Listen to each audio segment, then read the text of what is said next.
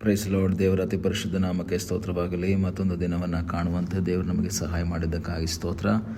ಆತನು ಮಾಡಿದ ಎಲ್ಲ ಉಪಕಾರಗಳಿಗಾಗಿ, ಎಲ್ಲ ಆಶೀರ್ವಾದಗಳಿಗಾಗಿ ದೇವರಿಗೆ ಸ್ತೋತ್ರವನ್ನು, ಮಹಿಮೆಯನ್ನು ಸಲ್ಲಿಸ್ತೇನೆ. ಇಂದಿನ ವೇದಾಧ್ಯಯನಕ್ಕಾಗಿ ಒಂದು ವಾಕ್ಯವನ್ನು ಓದಿಕೊಳ್ಳೋಣ. ಕೀರ್ತನೆ 57, 7ನೇ ವಾಕ್ಯ.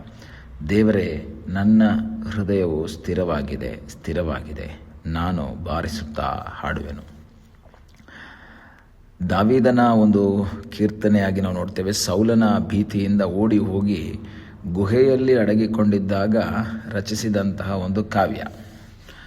ಸೌಲ ದಾವೀದನನ್ನು ಕೊಲ್ಲಬೇಕು ಎಂಬ ಒಂದು ಆಲೋಚನೆ ಮಾಡ್ಕೊಳ್ತಾನೆ. ನಮಗೆ ಗೊತ್ತು, ಕಾರಣ ಸೌಲನಿಗೆ ಭಯ ಆಗುತ್ತೆ. ಸೌಲ 1000 ಗಟ್ಟಲೆಯಾಗಿ ಕೊಲ್ತಾನೆ, ದಾವೀದನು 10,000 ಗಟ್ಟಲೆಯಾಗಿ ಕೊಲ್ತಾನೆ ಎಂಬುದಾಗಿ ಸ್ತ್ರೀಯರೆಲ್ಲ ಆಡ್ತಾ ಇರಬೇಕಾದ್ರೆ ಅವನಿಗೊಂದು ಭಯ ಆಗುತ್ತೆ. ಎಲ್ಲಿ ನನ್ನ ಒಂದು ಸ್ಥಾನ ಅಥವಾ ಸಿಂಹಾಸನ ಹೋಗ್ಬಿಡುತ್ತೋ ಎಂಬ ಭಯ. ಆದರೆ ಈ ದಾವೀದನಿಗೆ ಯಾವತ್ತೂ ಸಹ ಸಿಂಹಾಸನದ ಮೇಲೆ ಕಣ್ಣು ಇರಲಿಲ್ಲ. ಆದರೆ ಸೌಲ ಅದನ್ನು ತಪ್ಪಾಗಿ ಅರ್ಥ ಮಾಡಿಕೊಂಡು, ಒಂದು ವೇಳೆ ಜನವೆಲ್ಲ ನನ್ನನ್ನು ಕೆಳಗಿಳಿಸಿ ದಾವೀದನನ್ನು ಕೂರಿಸ್ಬಿಡ್ತಾರೋ ಅಥವಾ ದಾವೀದನು ಸ್ಟ್ರಾಂಗ್ ಆಗಿ ನನ್ನನ್ನು ಬೀಳಿಸ್ಬಿಡ್ತಾನೋ, ಈ ರೀತಿಯ ಒಂದು ಸಂಶಯದಿಂದ ದಾವೀದನನ್ನು ಕೊಲ್ಲುವುದಕ್ಕಾಗಿ ಸೌಲನು ಪ್ರಯತ್ನವನ್ನು ಮಾಡ್ತಾ ಇದ್ದಾನೆ. ಆ ರೀತಿಯಲ್ಲಿ ಪ್ರಯತ್ನದ ಮಧ್ಯದಲ್ಲಿ ದಾವೀದ ತನ್ನ ಪ್ರಾಣವನ್ನು ಉಳಿಸ್ಕೊಳ್ಳುವುದಕ್ಕಾಗಿ ಹೋಗ್ತಾನೆ. ಅನೇಕ ಸಂದರ್ಭದಲ್ಲಿ ಸೌಲನಿಗೆ ಹೇಳ್ತಾನೆ, ಸ್ವಾಮಿ, ಆ ಥರ ಆಲೋಚನೆ ನನ್ನಲ್ಲಿಲ್ಲ, ನಾನು ಯಾವತ್ತೂ ಆ ಥರ ಯೋಚನೆ ಮಾಡಿಲ್ಲ, ನೀನು ದೇವರಿಂದ ಅಭಿಷಕ್ತನು ಎಂಬುದಾಗೆಲ್ಲ ದಾವೀದ ಹೇಳಿದ್ರೂ ಸಹ ಸೌಲನಿಗೆ ಆ ಮಾತಿನಲ್ಲಿ ನಂಬಿಕೆ ಬರ್ತಾ ಇಲ್ಲ. ಸೌಲನು ದಾವೀದನನ್ನು ಕೊಲ್ಲುವುದಕ್ಕಾಗಿ ಪ್ಲ್ಯಾನ್ ಮಾಡಿದಾಗ ಓಡೋಗಿ ಬಚ್ಚಿಟ್ಕೊಂಡಿದ್ದಾನೆ ಒಂದು ಗುಹೆಯಲ್ಲಿ. ಆ ಗುಹೆಯಲ್ಲಿ ಬಚ್ಚಿಟ್ಕೊಂಡಿರ್ಬೇಕಾದ್ರೆ ದೇವ್ರ ಹತ್ರ ಹೇಳ್ತಾನೆ, ಸ್ವಾಮಿ, ಕರುಣಿಸು, ನನಗೆ ನೀನೇ ಆಶ್ರಯ ಅಂತೆಲ್ಲ ಹೇಳಿ ಆತನ 7ನೇ ವಾಕ್ಯಕ್ಕೆ ಬಂದಾಗ ಹೇಳ್ತಾನೆ, ದೇವರೇ, ನನ್ನ ಹೃದಯ ಸ್ಥಿರವಾಗಿದೆ, ನಾನು ಬಾರಿಸುತ್ತಾ ಹಾಡುವೆನು. ಏನು ಸ್ಥಿರವಾಗಿದೆ ಅಂತ ಹೇಳಿದ್ರೆ ಅದರ ಅರ್ಥ ಚಂಚಲ ಹೃದಯ ಇಲ್ಲ ಸ್ವಾಮಿ.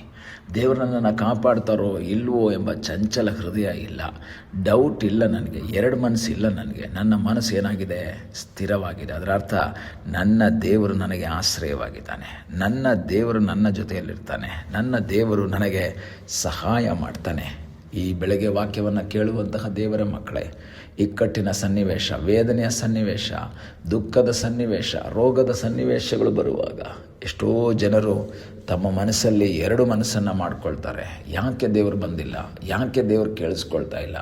ಯಾಕೆ ದೇವರು ಸಹಾಯ ಮಾಡ್ತಾ ಇಲ್ಲ? ಯಾಕೆ ದೇವರು ಈ ಇಕ್ಕಟ್ಟಿಂದ ನನಗೆ ಬಿಡುಗಡೆ ಕೊಡ್ತಾ ಇಲ್ಲ ಎಂಬ ಒಂದು ನಿರಾಶೆಯ ಮಾತುಗಳಿಂದ ಚಂಚಲ ಹೃದಯವಾಗಿ ಮುಂದೆ ಹೋಗ್ತಾರೆ. ದೇವರು ಸಹಾಯ ಮಾಡ್ತಾರಾ ಇಲ್ವಾ?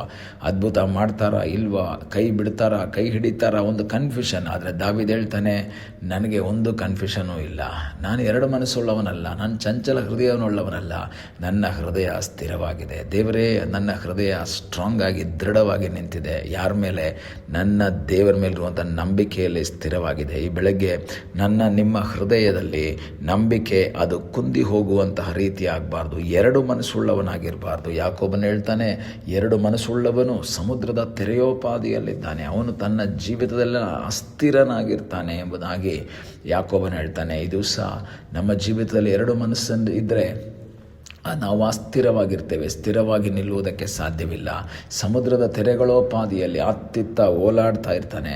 ಈ ಬೆಳಗ್ಗೆ ದೇವರ ವಾಕ್ಯದಲ್ಲಿ ಆಶ್ರಯಿಸಿ ನಾವು ಹೇಳಬೇಕು, ಸ್ವಾಮಿ, ನಾನು ನಿನ್ನಲ್ಲಿ ಸ್ಥಿರವಾಗಿ ನಿಲ್ತೇನೆ, ನನಗೊಂದು ನಂಬಿಕೆ ಇದೆ, ನನ್ನ ದೇವರು ನನಗಾಗಿ ಅದ್ಭುತವನ್ನು ಮಾಡ್ತಾನೆ. ಇವತ್ತು ಕಷ್ಟ ಇರಬಹುದು, ಇವತ್ತು ಸಮಸ್ಯೆ ಇರಬಹುದು, ಇವತ್ತು ವೇದನೆಗಳು, ನಿರಾಶೆಗಳು ನನ್ನ ಜೀವಿತದಲ್ಲಿರಬಹುದು, ಆದರೆ ಅದ್ಭುತವನ್ನು ಮಾಡುವ ಸರ್ವಶಕ್ತನಾದ ಒಬ್ಬ ದೇವರು ನಮಗಾಗಿ ಜೀವಿಸ್ತಾ ಇದ್ದಾನೆ. ಈ ಬೆಳಗಿನ ಸಮಯದಲ್ಲಿ ಕರ್ತನಿಗೆ ಹೇಳೋಣ, ಸ್ವಾಮಿ, ನಾನು ಸ್ಥಿರವಾಗಿರ್ತೀನಿ. ಸ್ವಾಮಿ, ದಾವೀದನ ಜೀವಿತದಲ್ಲಿ ದೇವರು ಅವನ ಜೊತೆಯಲ್ಲಿದ್ದಾನೆ, ಅವನಿಗೆ ಸಹಾಯ ಮಾಡುವುದಕ್ಕಾಗಿದ್ದಾನೆ. ಮುಂದಿನ ಅನುಭವಗಳನ್ನು ನೋಡ್ತೇವೆ. ದೇವರು ಸೌಲನ ಕೈಗೆ ದಾವೀದನನ್ನು ಒಪ್ಪಿಸಲೇ ಇಲ್ಲ. ದಾವೀದ ಸಾಧಾರಣ ಒಬ್ಬ ವ್ಯಕ್ತಿಯಾಗಿದ್ದ. ಸೌಲ ಆ ಇಸ್ರಾಯೇಲ್ನ ರಾಜನಾಗಿದ್ದ. ರಾಜ ಹುಡುಕಿದ್ರೂ ಸಹ, ರಾಜ ಪ್ರಯತ್ನ ಮಾಡಿದ್ರೂ ಸಹ, ದಿನ ಬೆಳಗಾದರೆ ದಾವೀದನನ್ನು ಹುಡುಕೋದೇ ಅವನ ಕೆಲಸ. ಅವನ ಆ ರೀತಿಯಲ್ಲಿ ಪ್ರಯತ್ನ ಮಾಡ್ತಾ ಇದ್ರೂ ಸಹ ಅವನ ಜೀವಿತದಲ್ಲಿ ದಾವೀದನು ಕೈಗೆ ಸಿಕ್ಕಲೇ ಇಲ್ಲ. ಕಾರಣ ಏನು ಗೊತ್ತಾ?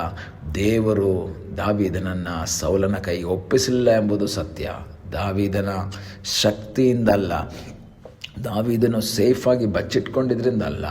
ಸೌಲ ತನ್ನ ರಾಜ್ಯದಲ್ಲಿರುವಂಥ ದಾವೀದನನ್ನು ಹೇಗಾದರೂ ಹಿಡಿಬೋದಾಗಿತ್ತು. ಆದರೆ ದೇವರು ಅವನನ್ನು ಒಪ್ಪಿಸಿಕೊಡಲಿಲ್ಲ. ಈ ಬೆಳಗಿನ ಸಮಯದಲ್ಲಿ ನಿನ್ನ ವೇದನೆಯ ಮಧ್ಯದಲ್ಲಿ, ನಿನ್ನ ದುಃಖದ ಮಧ್ಯದಲ್ಲಿ, ನಿನ್ನ ನಿರಾಶೆಯ ಮಧ್ಯದಲ್ಲಿ ನಿನ್ನ ಜೊತೆಯಲ್ಲಿದ್ದು ನಿನಗೆ ಸಹಾಯ ಮಾಡುವ ಒಬ್ಬ ದೇವರು ಜೀವಿಸ್ತಾ ಇದ್ದಾನೆ. ಕಷ್ಟಗಳಲ್ಲಿ, ದುಃಖಗಳಲ್ಲಿ, ವೇದನೆಯಲ್ಲಿ, ನಿರಾಶೆಯಲ್ಲಿ ದೇವರ ಮುಖವನ್ನು ನೋಡುತ್ತಾ ಮುಂದೆ ಸಾಗುವುದಾದರೆ ನಿನಗಾಗಿ ಅದ್ಭುತವನ್ನು ಮಾಡುವ ಒಬ್ಬ ಸರ್ವಶಕ್ತನಾದ ಒಬ್ಬ ದೇವರಿದ್ದಾನೆ. ನಿನ್ನ ಹೃದಯ ಸ್ಥಿರವಾಗಿರಬೇಕು.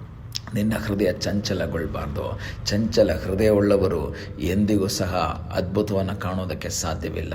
ನಂಬಿಕೆಯಲ್ಲಿ ದೃಢವಾಗಿ ನಿಂತು, ಸ್ಥಿರವಾಗಿ ನಿಂತು, ಹೃದಯದಲ್ಲಿ ಎರಡು ಮನಸ್ಸಿಲ್ಲದೆ ಒಂದು ಮನಸ್ಸುಳ್ಳವರಾಗಿ ಮುಂದೆ ಸಾಗುವುದಾದರೆ ನಿನ್ನ ಜೀವಿತದಲ್ಲಿ ಅದ್ಭುತವನ್ನು ಮಾಡ್ತಾರೆ. ಸೌಲನ ಕೈಗೆ ದಾವೀದನನ್ನು ಒಪ್ಪಿಸದೆ ರಕ್ಷಿಸಿದಂಥ ಅದೇ ದೇವರು ನಿನ್ನ ಸಂಗಡ ಇದ್ದಾನೆ. ನೀನು ಸ್ಥಿರವಾಗಿ ನಿಲ್ಲು. ಇವತ್ತು ಆ ದೇವರ ಮುಂದೆ ಬಾರಿಸುತ್ತಾ ಹಾಡು, ದೇವರಿಗೆ ಥ್ಯಾಂಕ್ಸನ್ನು ಹೇಳು. ನಿನ್ನ ದೇವರು ನಿನಗಾಗಿ ಅದ್ಭುತವನ್ನು ಮಾಡ್ತಾನೆ. ಸ್ಥಿರವಾಗಿ ನಿಲ್ಲುವಂತೆ ದೇವರು ನಮಗೆ ಸಹಾಯ ಮಾಡಲಿ. ಪ್ರಾರ್ಥನೆ ಮಾಡೋಣ. ನಮ್ಮನ್ನು ಬಹಳವಾಗಿ ಪ್ರೀತಿ ಮಾಡುವ ಪರಲೋಕದ ತಂದೆಯಾದ ದೇವರೇ, ಈ ಸಮಯಕ್ಕಾಗಿ ಸ್ತೋತ್ರ. ಈ ಸಮಯದಲ್ಲಿ ಮತ್ತೊಂದು ಆವರ್ತಿ ನಿನ್ನ ಸನ್ನಿಧಾನದಲ್ಲಿ ಬಂದಿದ್ದೇವೆ. ಈ ಕಟ್ಟುಗಳ, ವೇದನೆಗಳ, ಸನ್ನಿವೇಶಗಳ ಮಧ್ಯದಲ್ಲಿ ದೇವರೇ, ನಾವು ಎರಡು ಮನಸ್ಸುಳ್ಳವರಾಗಿರದೆ ನಂಬಿಕೆಯಲ್ಲಿ ದೃಢವಾಗಿ ನಿಂತು ಸತ್ಯ ಮಾರ್ಗದಲ್ಲಿ ಜೀವಿಸಿ, ದೇವರೇ ನಿನ್ನ ಮೇಲೆ ಇರುವಂಥ ನಂಬಿಕೆಯಲ್ಲಿ ಸ್ಥಿರವಾಗಿ ನಿಂತು ಅದ್ಭುತವನ್ನು ಕಾಣುವಂತೆ ಕರ್ತನೇ ನೀ ನಮಗೆ ಕೃಪೆ ಮಾಡು. ಪ್ರಾರ್ಥನೆಯನ್ನು ಕೇಳಿದ್ದಕ್ಕಾಗಿ ಸ್ತೋತ್ರ. ಯೇಸುವಿನ ನಾಮದಲ್ಲಿ ತಂದೆಯೇ, ಆಮೇನ್. God bless you.